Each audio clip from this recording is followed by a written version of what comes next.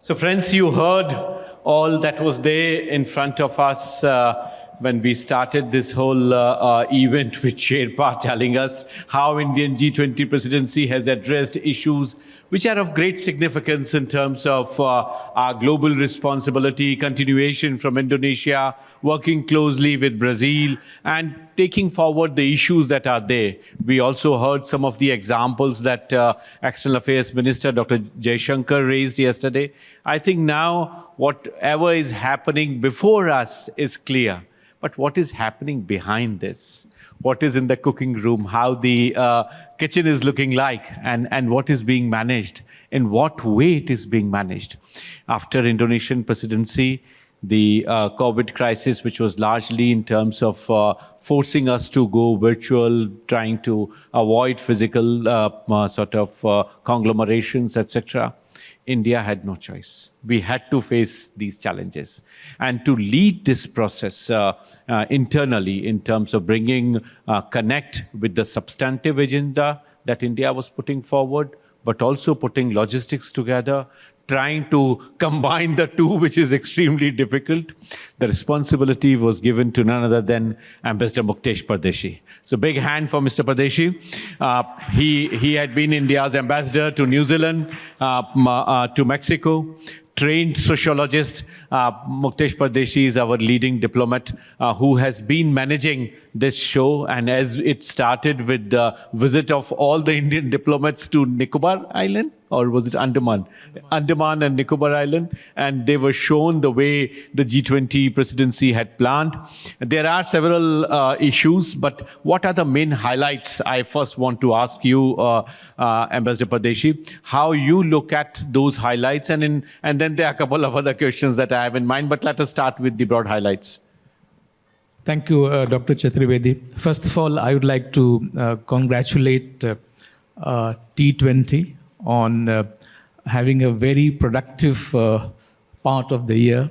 I would like to thank the organizers for inviting me and sharing my insights on what have gone into making of India's G20 presidency. As I speak today, we are into 185th official meetings of the G20. We have planned 230, so another 45 meetings to go. So far, we have covered 57 destinations in the country, with 3 more cities to be covered. That will bring our tally to 60. This is unprecedented.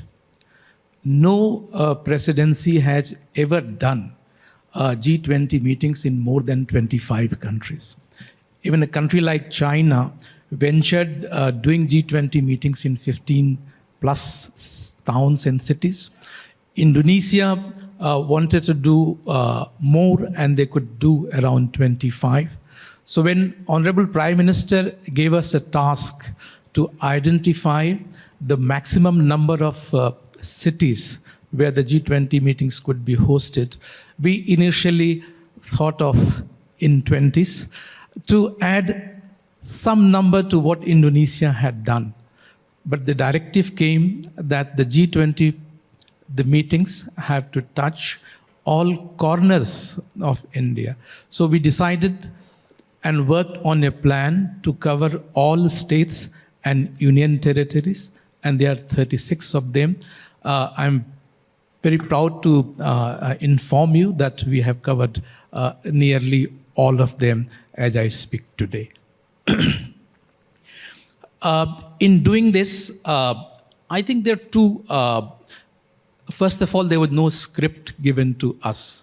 From time to time, we received directions, advice, suggestions from the political leadership, from our own minister, from the Apex committee, which is led by the Honorable Prime Minister, and some suggestions came from those who have been attending the G20 meetings.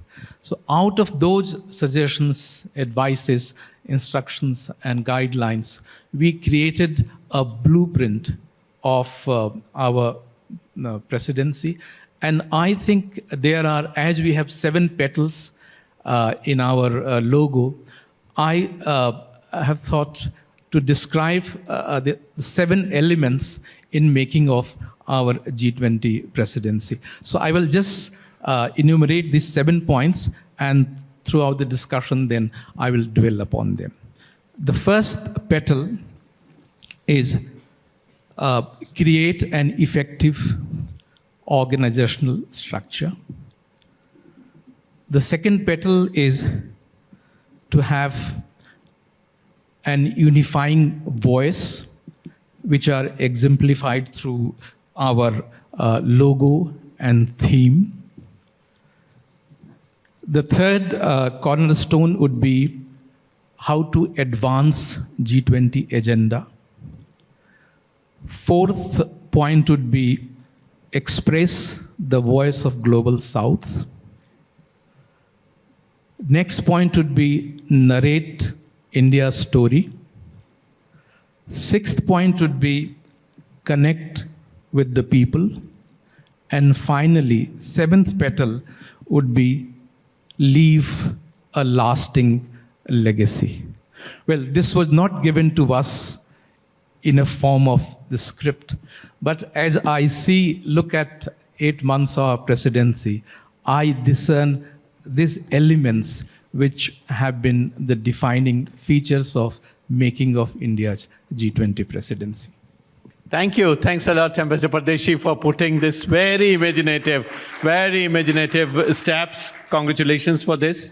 It's a long list you have presented. I don't have the luxury of time with me, but let me just focus on 2 areas which I think are extremely important, and everybody here, those who have to lead the presidency, my colleagues from Brazil, South Africa, they would be extremely interested in knowing from you. But certainly I think the participation of people, that I think has emerged, as Dr. Jaishankar said yesterday, Amitabh Kantji said yesterday, day before yesterday.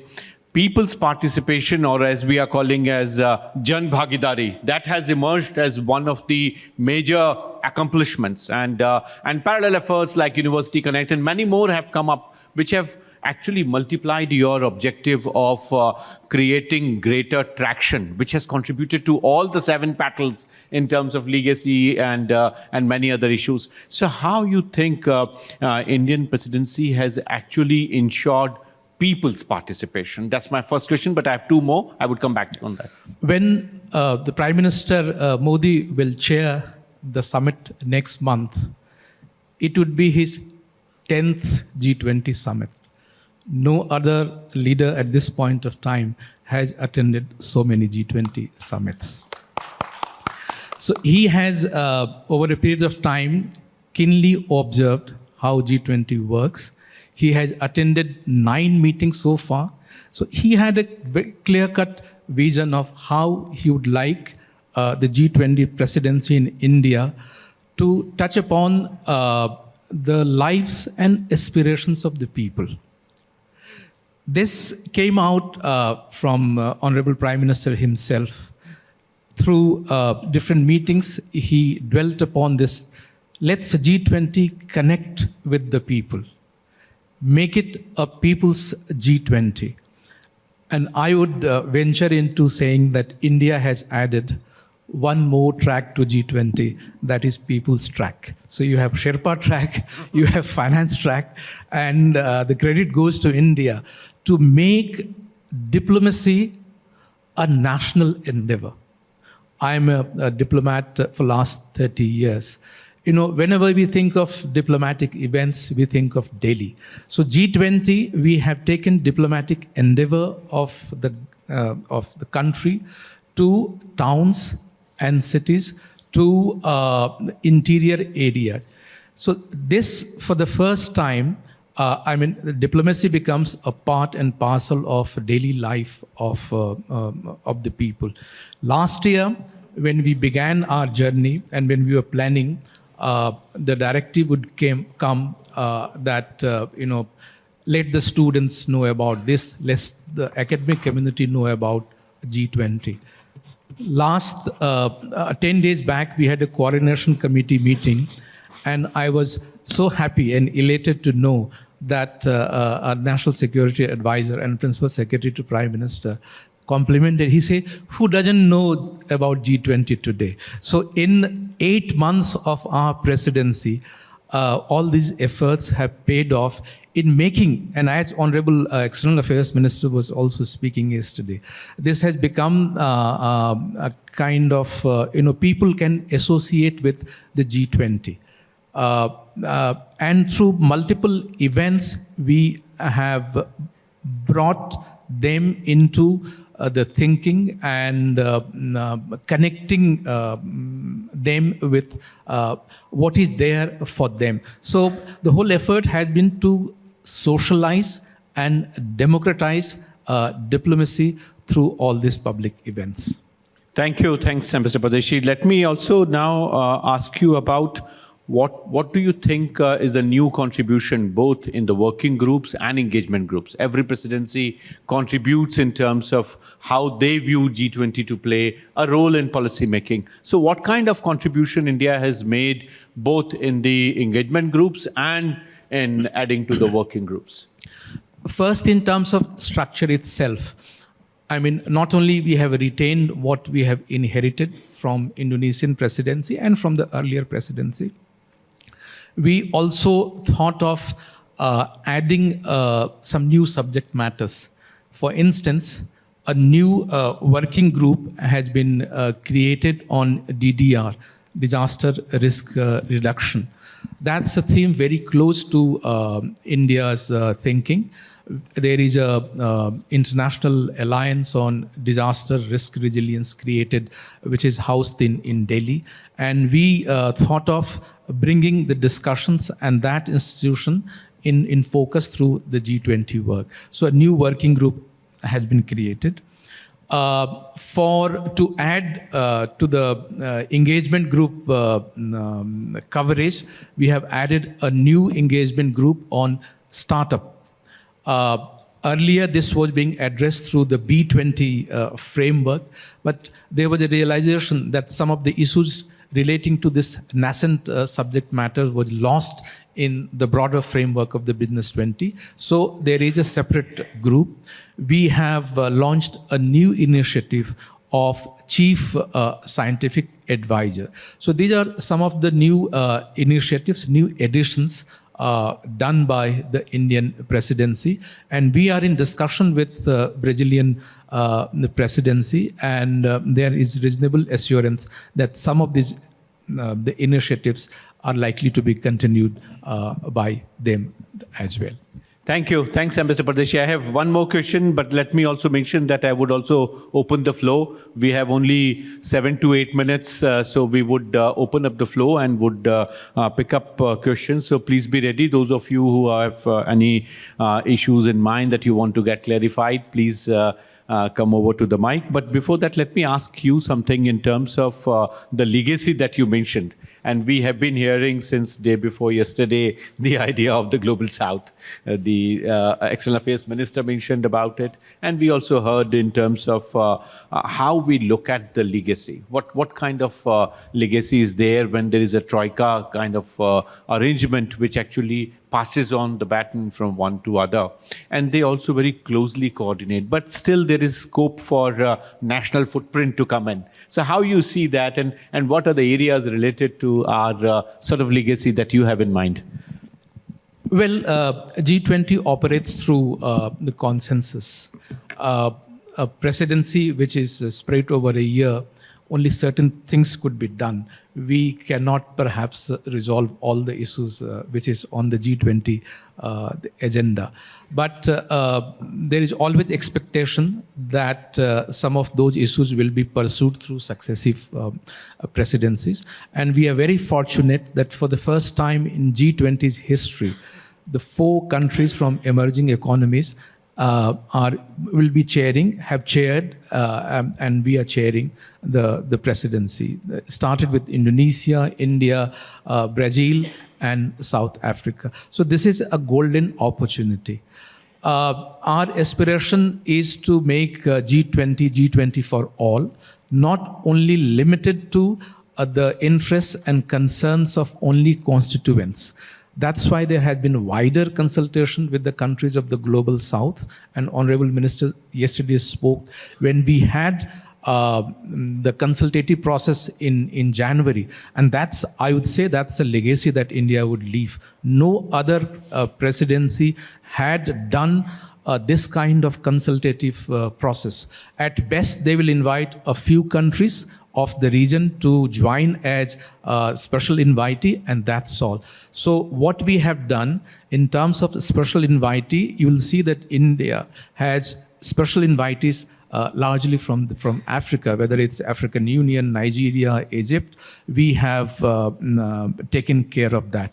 And then we had this consultative process. There were 125 countries of Global South. They joined in that consultative process. So it's, as Minister said, it is not that India is claiming that we can represent the voice of the Global South. We have actually consulted them, and their interests and concerns are expressed through us. Then we have the moral might behind that. We have that moral authority to represent the countries which are not in the room. Then a focus on membership for African Union. I think if that happens, that will be a lasting legacy from G20 Summit in Delhi. In terms of national, more domestic part of the G20 presidency, of course, we would like a positive global narrative about India. We would like to showcase India in all its aspects, its democratic credentials, and there's a big focus on portraying India as the mother of democracy. We are not only the most populous democracy of the world. The roots and the credential, the birth of democracy was here. And there are many studies which is showing that democracy is not an alien concept. This is deeply rooted in our tradition.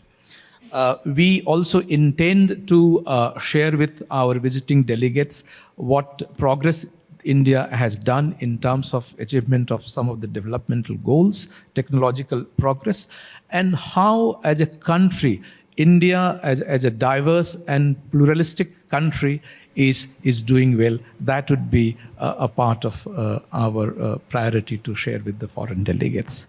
Thank you. Thanks, Mr. Pardeshi. Do I see any hands here? Yes, please come and take the floor. So, firstly, I would like to say I am the fan of Muktesh, sir. And then I'll ask the question.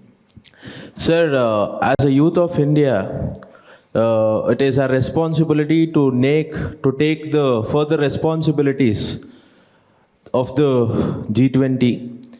So, what would you suggest to the next upcoming youths to adopt the rarest qualities to take the G20 further and make it more potential and be the potential delegates of my country? So this is my question.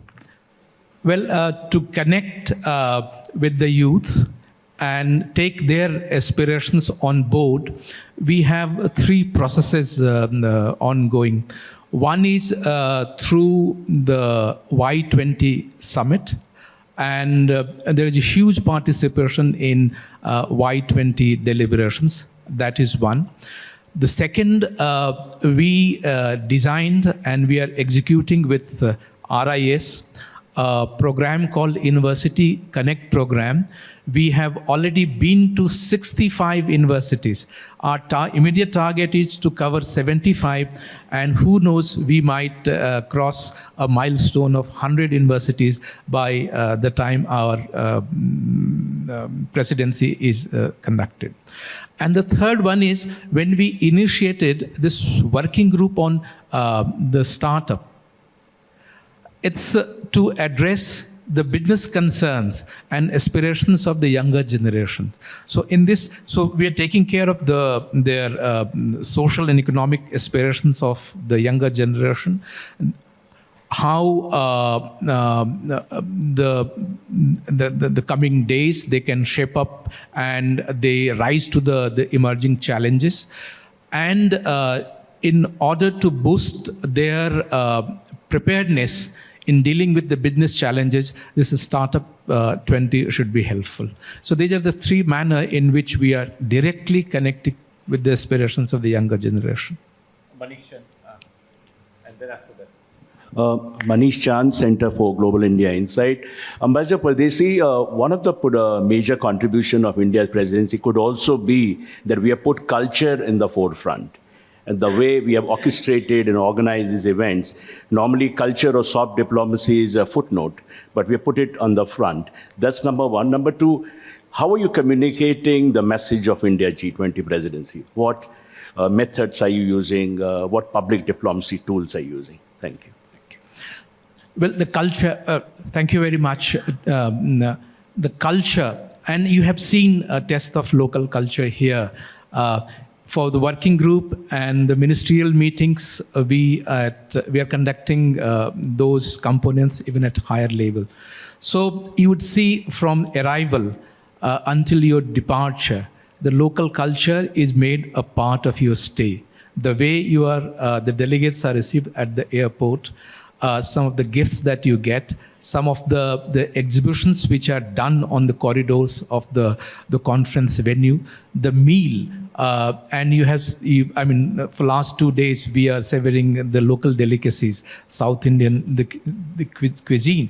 This is all part of, they are not accidental. The careful planning has gone into projecting the local culture, promoting the local crafts, and I point out there's 3 C's behind our culture promotion: culture, crafts, and cuisine.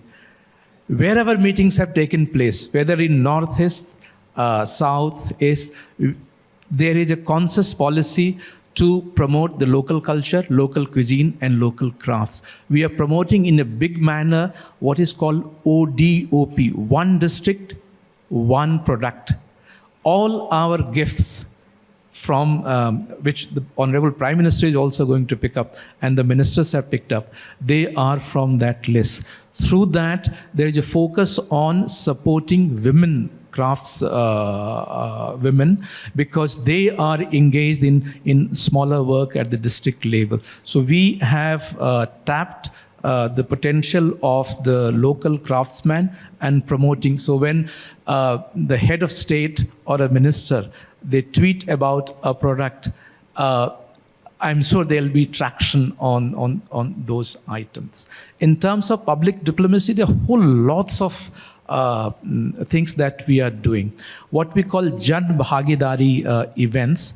In English, that translates public participatory events. So we have participated in exhibitions, we have participated in food festival, we have participated in radio shows, we have participated in crafts mela. Name any type of event, and G20 has been part of all those events. There has been special attention on focusing these programs in interior areas. For instance, I traveled to Diu and I saw for myself, it was for the first time that any international meeting was being hosted in a place like Diu. They never had hosted even a seminar with international participation. So the whole city and the people, even the taxiwalas, they say that, well, sir, you have created capacity in this town.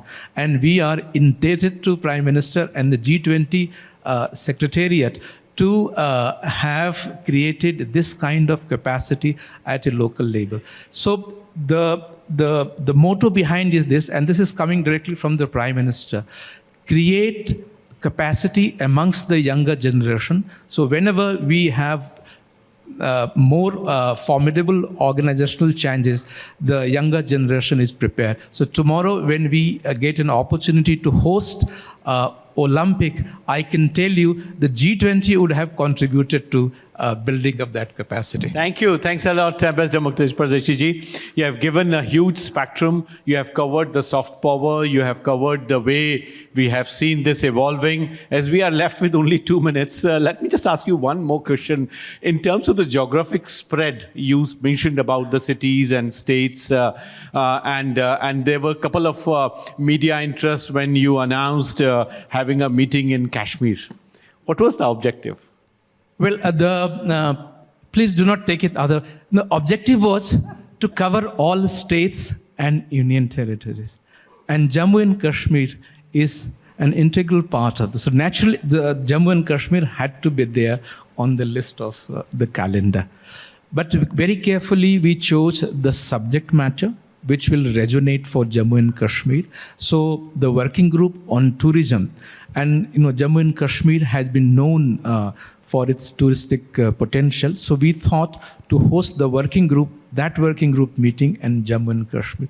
There's huge response, and the way the state government and the municipality level people, infrastructure came up. So Jammu and Kashmir, like all other places, they have been revamped, and the local people, they see another, sign of optimism and positive phase in their life after many years of, the conflict and having less number of touristic arrival. So I think hosting this tourism working group meeting in Jammu and Kashmir, as we also hosted another meeting, youth meeting in Leh as well. That's right. Yes. So thank you. Thanks a lot to Ambassador Pardeshi ji. Big hand for Ambassador Pardeshi for this very successful organization of G20 and for your leadership.